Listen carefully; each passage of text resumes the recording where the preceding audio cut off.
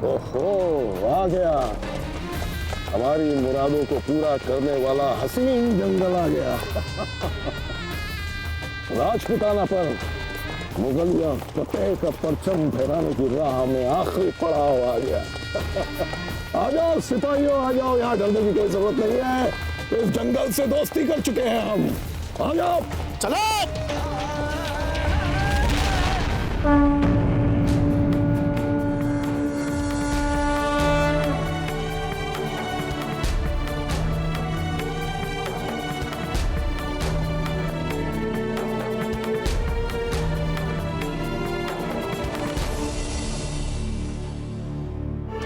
कोई तो बचाओ, कोई तो बचाओ। रुक जा सुल्तान, भागते कहाँ है? युद्ध कर हमसे। अगर मरने का इतना ही भय था तो युद्ध के लिए ललकारा क्यों हमें? हमने नहीं, बैरम खान ने दी। सुल्तान, अरे हम ही शव बन जाते, हमारी सहायता हैं। आप हमारी सहायता नहीं करेंगे तो हम शव बनकर स्वयं की सहायता करेंगे।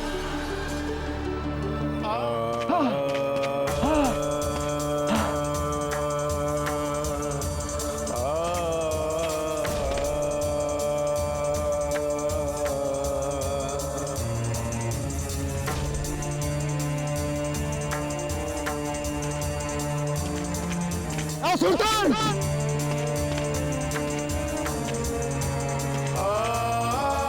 सुल्तान, सुल्तान,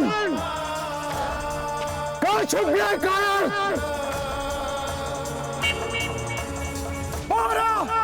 और युद्ध कर हमसे।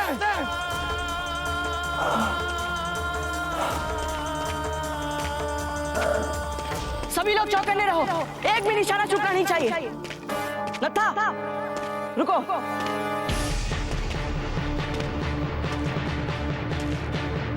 कहाँ जा रहे हैं आप? वहाँ उस गुफा में, वहाँ के सारे मार्ग पता है मुझे। कोई आवश्यकता नहीं, आपको हमारे साथ पेड़ों पर रहना है। मुझे तुम्हारे आदेशों की आवश्यकता नहीं है। आपको हमारा आदेश मानना ही पड़ेगा, क्योंकि राणा खेता जी ने हमें इस टुकड़ी का नायक बनाया है। आइए हमारे साथ। अंतिम अवसर था बैराम खान को सतर्क करने का, वो भी हाथ से गया।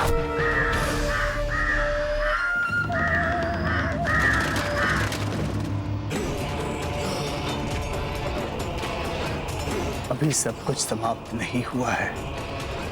अभी भी मैं इस संकट से बैराम खान को सतर्क कर सकता हूं।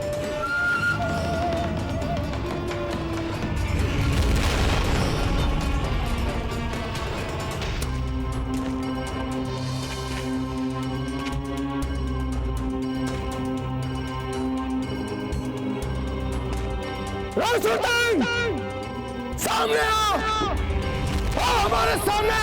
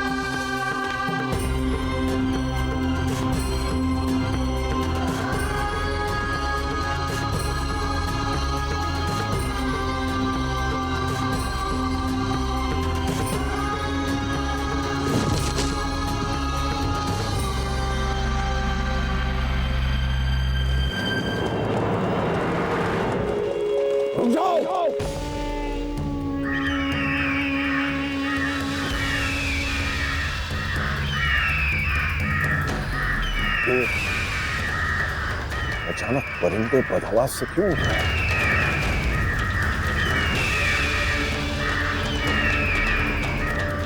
खुदा, ये तो खतरे की निशानी है। सिपाहियों से कहो अपनी ढालें संभालो। सिपाहियों, अपनी ढालें संभालो। ये क्या? ये तो वहीं रुक गए। हमारी योजना तो इनको जंगलों के बीचों बीच लाने की थी। इन लोगों ने तो अपनी ढालें ऊपर उठा ली हैं। अवश्य है किसी ने इन्हें सतर्क कर दिया। पर किसने सतर्क किया होगा इनको? इसके लिए अब हमारे पास समय नहीं है।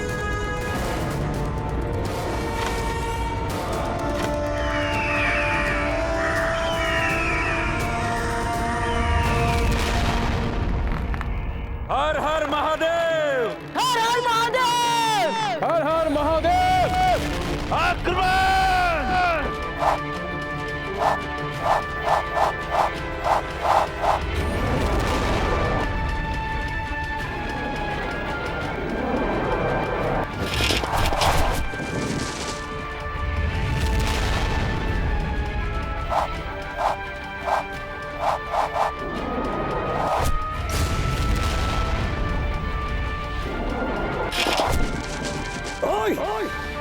घबराने की कोई जरूरत नहीं है। दुनिया में कोई मुगलिया फौज का सामना नहीं कर सकता। डटे रहो, इनका मुंह तोड़ जवाब देंगे हम।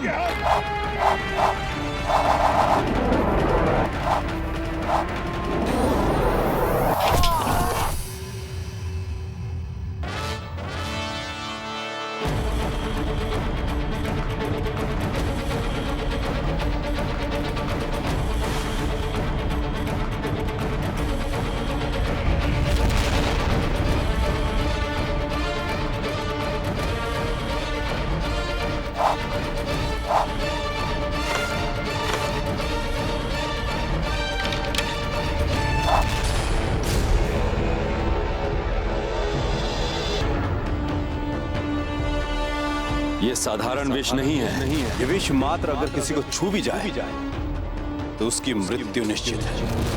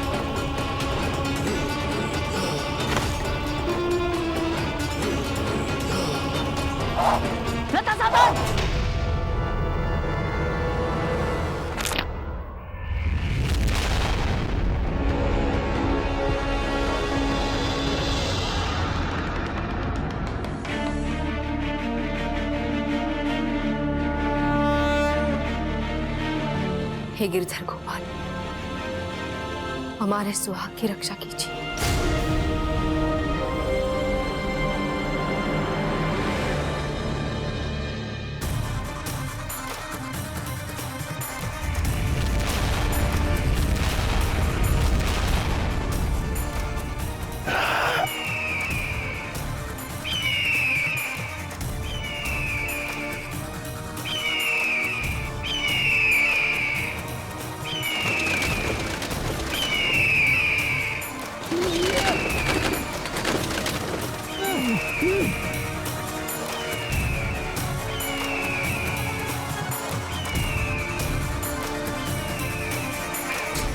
आप ठीक तो लड़ता? हाँ मैं ठीक हूँ। मेरे तीर समाप्त हो गए। मैं तीर लेने जा रहा हूँ। शीघ्र आइएगा।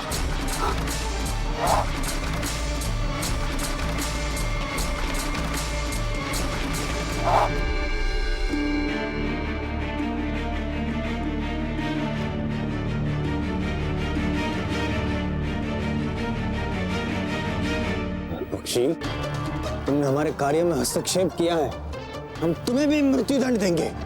मृत्यु दंड देना था। खंजर कहाँ गया? हमारा खंजर, हमारा ख ख ख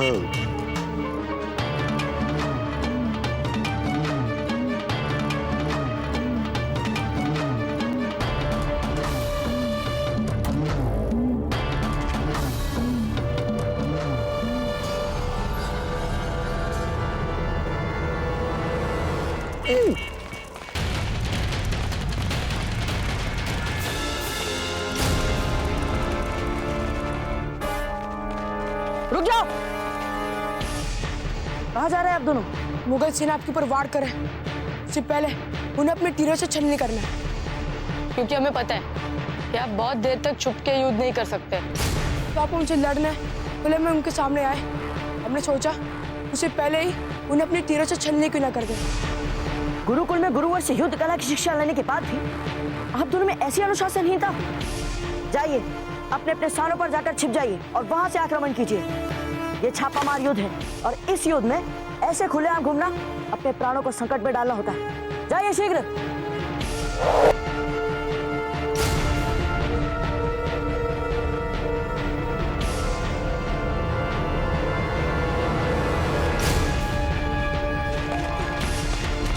भाऊजीराज, ये क्या है? ये तो वही भयंकर विष है जिसमें हम अपने तीरों को डुबाकर उसे विषाक्त कर रहे थे, किंतु ये यहाँ आया कैसे?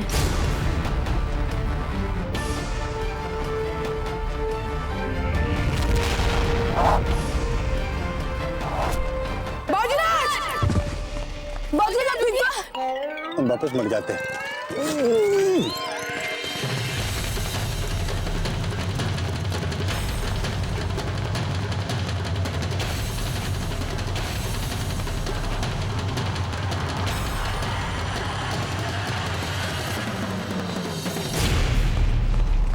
राणा जी,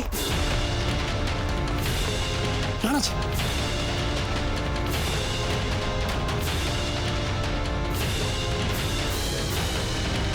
सुल्तान सिंह जी, राणा जी को तुरंत सम्मान सहित राजसी तंबू में ले जाना होगा। जी रावत। राव प्रताप जी, जी रावत। राज की वैद को सूचित कीजिए कि वो शीघ्र राणा जी के उपचार हेतु राज के तंबू में पधारे। हमारे लिए इस समय एक एक क्षण बहुत महत्वपूर्ण है। आइए, उठाइए। सैनिकों, हम राणा जी को इस समय यहां से सुरक्षित तंबू की ओर लेकर जा रहे हैं। तुम सब इसी समय युद्ध स्थल का चप्पा चप्पा छान मारो और दुष्ट कायर रावसूरतन बहुत अधिक दूर भागकर नहीं गया होगा। किसी भी मूल्य पर वो दुष्ट रावसूरतन बच के जाने ना पाए। ढूंढो उसे।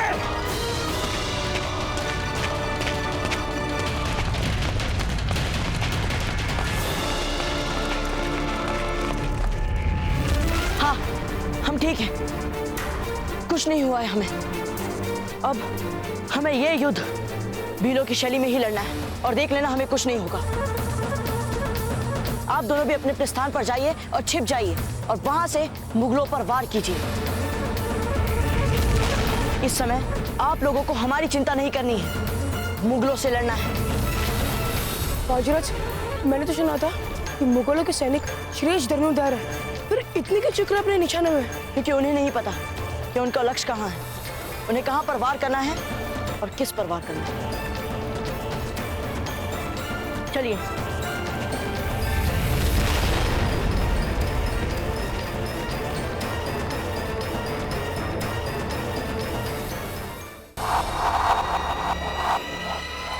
हमारे सैनिक बहुत बहादुरी से तीर चला रहे हैं हुजूर, और लगातार तीर चला रहे हैं। लेकिन सिर्फ एक दिक्कत है कि तीर चलाएं भी तो किस जानिब, न जाने ये भील कहाँ जाकर छिप बैठे हैं। सिर्फ एक बार नजर आ जाए तब हम इन पर ढंग से तीर चलाते हैं। क्या तीर चलाते जाओ। अगर हमारे 10 तीर चलाने से एक भी तीर मरता है तो समझो कि हमारी फतेह की पुख्ता जमीन तैयार हो रही है। चलाते जाओ तीर चलाते जाओ।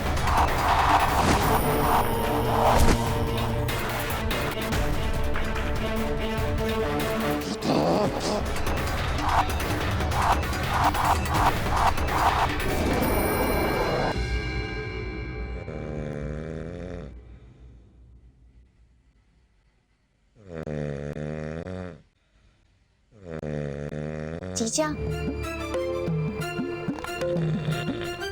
अब समझ में आया राणा जी बैना के सोने के बाद अपने कक्ष में जाके क्यों सोते थे। ऐसे भयानक खराटे सुनने के बाद कौन सोना चाहेगा ऐसे कुंभकर्ण के साथ। नहीं नहीं सच्चा बेटा, ऐसा नहीं कहती। बहुत थक गई है धीरबाई जी इस कठिन यात्रा में, इसलिए इतनी गहरी नींद आई है इन्हें।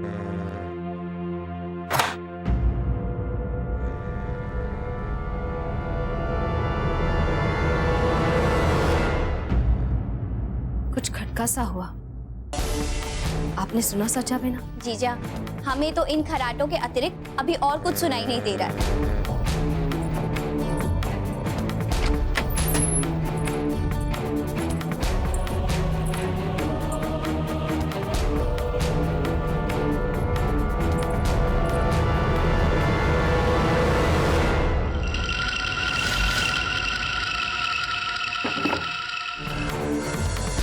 जीजा, हम यहाँ पूरी तरह से सुरक्षित हैं।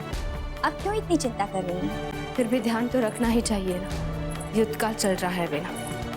हम चाहे जितना भी सुरक्षा का ध्यान रखें, वो पर्याप्त नहीं है।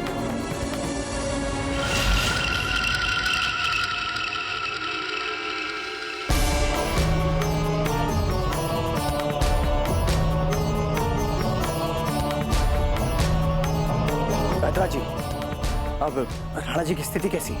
रावत जी, हमें इनकी रानियों को संदेश भिजवा देना चाहिए। क्या? रानियों को संदेश?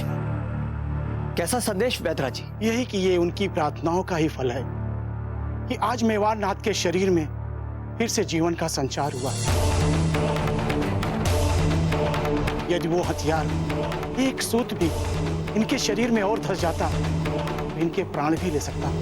अर्थात अब तो राणा जी स्वस्थ है ना? कोई संकट की बात तो नहीं? प्राण का संकट तो टल गया है, किंतु महाराज को पूर्ण रूप से स्वस्थ होने में समय लगेगा। शीघ्र यहाँ से रेंगते निकलेंगे, हम जाएंगे अपने बूंदी में।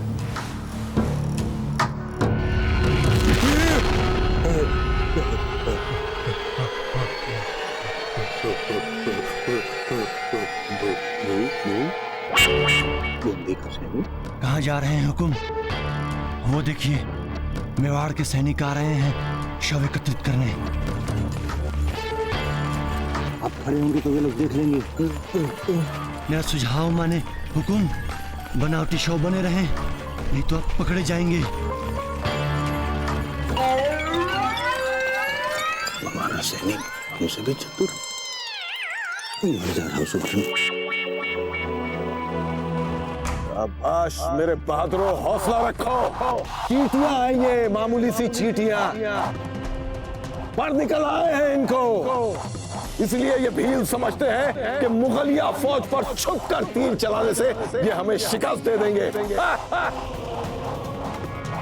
बेवकूफ कहीं के, गलत फहमी है ये तुम्हारी।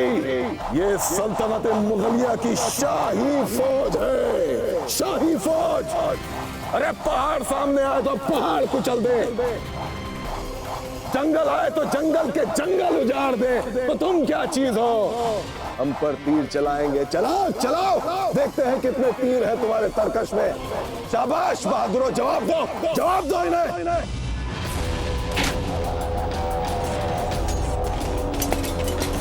हमारे शस्त्रों की स्थिति क्या है?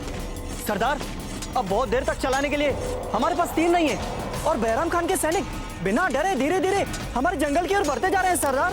बहुत जल्दी हमारे तीर भी समाप्त हो जाएंगे और मुगल सेना हमारे जंगल में फैल जाएगी और हमें ढूंढ ढूंढ के मारेंगे।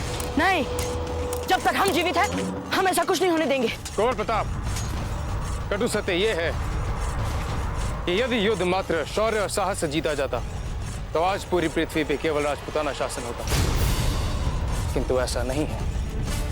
युद्ध की वर्तमान स्थिति को न केवल अपने शारीरिक सामर्थ्य अपितु ज्ञान, तर्क और बुद्धि से भांपने की चेष्टा कीजिए।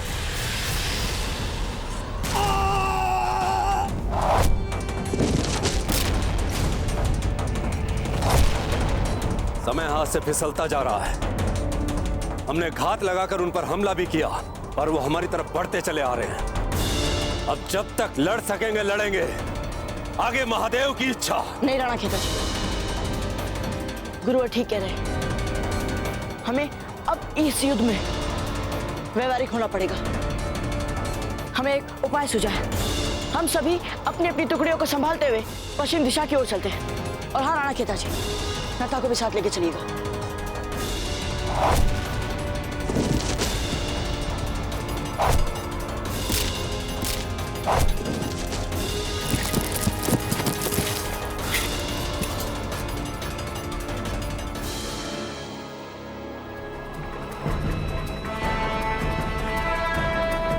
बैरम खान,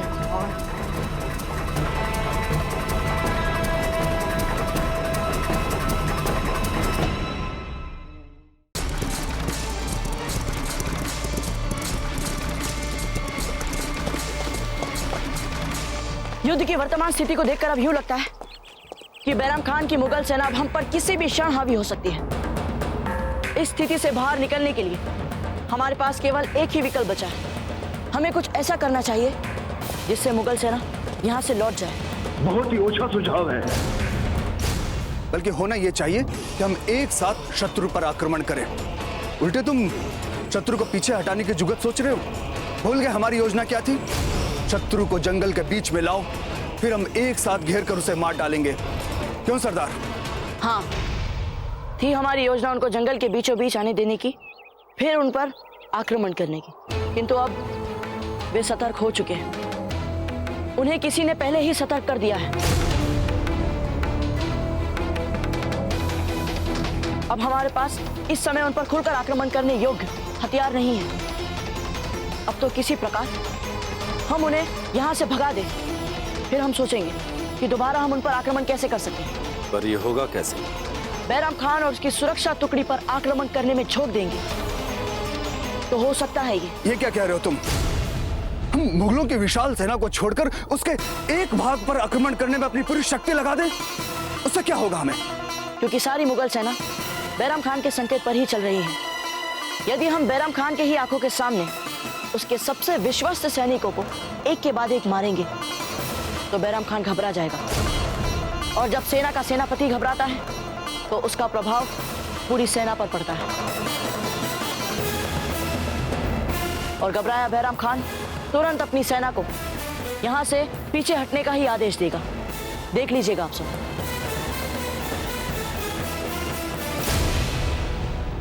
कुंवर प्रताप सही कह रहे हैं। अब हम वही करेंगे जैसा कुंवर प्रताप कहेंगे। हम सारे भील मिलकर बैरम खान की टुकड़ी पर विषैले तीरों से आक्रमण कर देंगे। हमें मत मारिए, मत मारिए। हमें नहीं जलना है, हमें नहीं जलना है। हमें जीवित रखिए, हमें मत मारिए, हमें मत जलाइए, मत जलाइए, मत जलाइए। इससे पूर्व के हमारे दुःस्वप्न सत्यता में बदले। हमें कुछ करना होगा। हमें इन सैनिकों की आंखों में धूल झोंकनी होगी। हम धूल नहीं झोंकेंगे, हम स्वर्ण मुद्राएं झोंकेंगे। जी बावड़ा हो गया।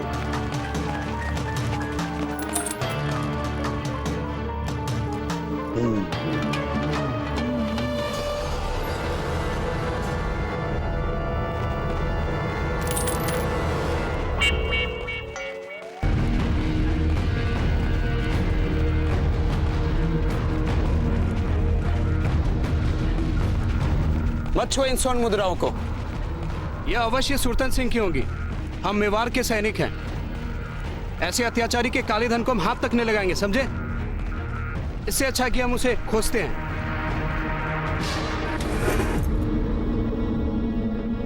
नहीं खाना है हमें। बहना, आपने भोजन की परोसी हुई थाली क्यों हटा दी? साधारण दासी नहीं है, मेवाड़ की रानी है। मेवाड़ नरेश राणा उदय सिंह की सबसे प्रिय रानी। ऐसा खाना नहीं खाएंगे हम। ओहो, यदि ऐसा ही है तो बहना आपको भी राणा जी की सेना के साथ साथ युद्ध क्षेत्र में जाना चाहिए। चुप हो जाइए सच्चा बेटा, मत भूलिए हमारे बच्चे हमें देख भी रहे हैं और सुन भी रहे हैं।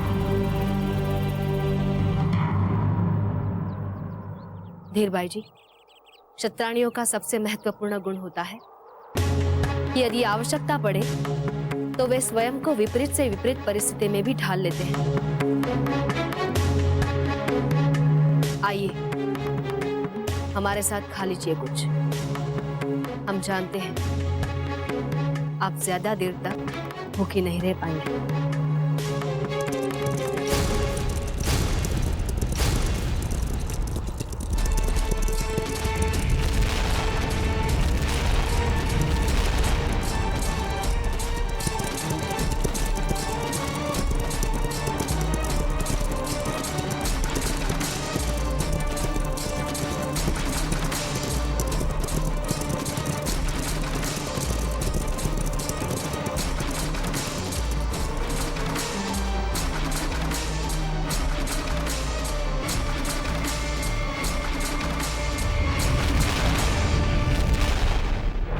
याद है ना, हम सभी को एक साथ तीर छोड़ने हैं। तैयार तैयार तैयार तैयार, आक्रमण आक्रमण।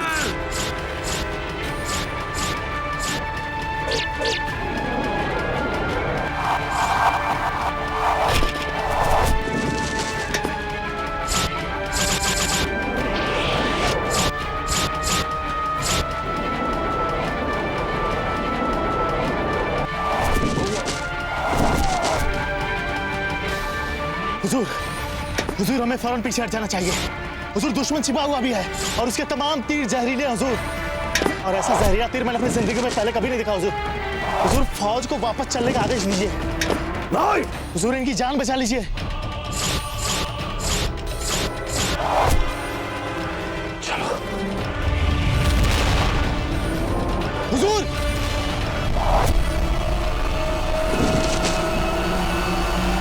कौन है वे सैनिक जीजा? हमें पकड़ने आए हैं। कहा था ना हमने आपसे कि महल छोड़कर यहाँ आना उचित नहीं है। यदि हमें कुछ हो गया ना तो उसका उत्तरदायित्व आप पर होगा। आप लेकर आई थी हमें यहाँ। धीर भाई जी, शांत हो जाइए।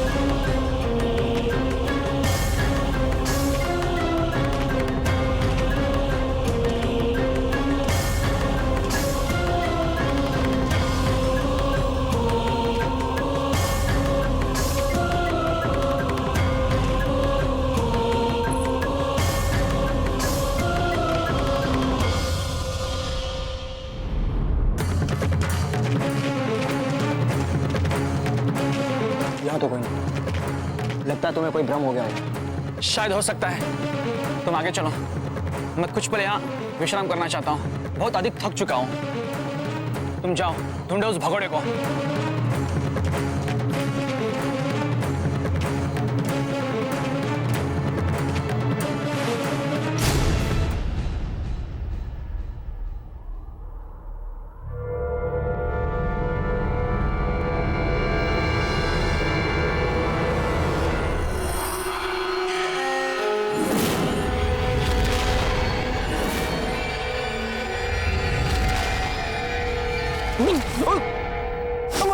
मुझे मत मारो, मुझे मत मारो, मुझे मत मारो। हम आपको मारना नहीं चाहते, हम तो आपके वस्त्र पहनना चाहते हैं। क्या? सुनाई नहीं दिया? वस्त्र उतारिए। किंतु मैं अपने वस्त्र क्यों उतारूं? राजा है हम, प्रश्न पूछने का अधिकार केवल हमें है, आपको नहीं। शीघ्र वस्त्र उतारिए। मारो मत, उतार दो वस्त्र। शीघ्र, अति शीघ्र। मारो मत, मारो। ये लीजिए वस्त्र।